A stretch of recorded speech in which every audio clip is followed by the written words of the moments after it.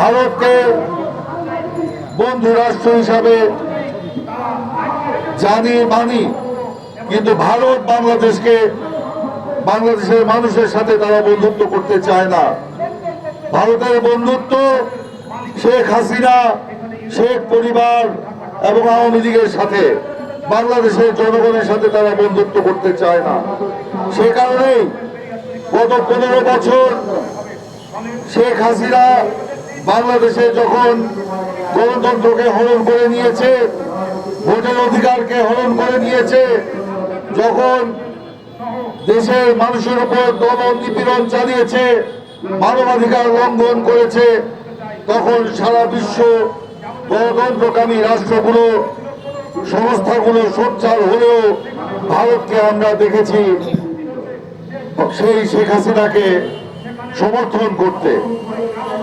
যে কারণে বাংলাদেশের মানুষ, আমরা বারবার বলেছি ভারতকে যে বাংলাদেশের মানুষের সাথে আপনারা বন্ধুত্ব করুন, আমরা ভারতকে বন্ধু হিসাবে দেখতে চাই, কিন্তু ভারত সে পথে হাঁটে নাই।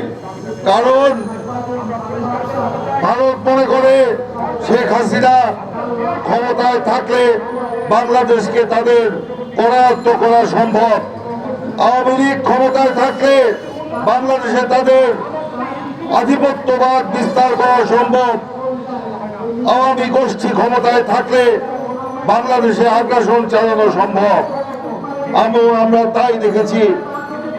আওয়ামী লীগের আমলে ভারত বাংলাদেশের সার্বভৌমত্ব, স্বাধীনতা বিপন্নকারী অনেক চুক্তি হাসিনাকে দিয়ে করিয়ে দিয়েছে, যা অন্য কোন সরকারের থাকলে সেটা করানো সম্ভব হতো না।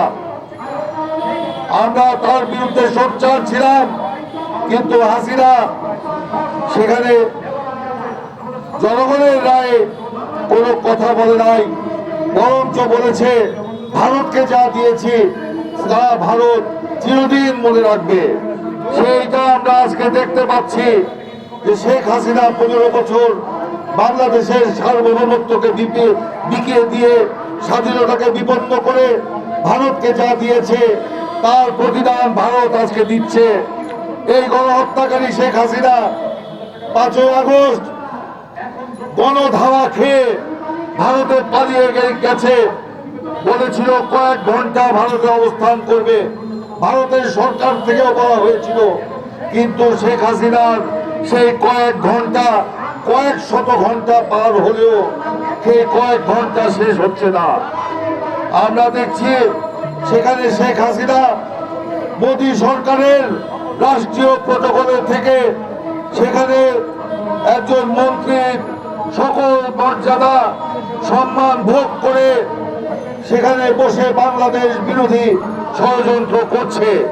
তাহলে কি বাংলাদেশের মানুষ ধরে নিবে যে শেখ হাসিনার এই বাংলাদেশ বিরোধী ষড়যন্ত্রের সাথে ভারতও জড়িত?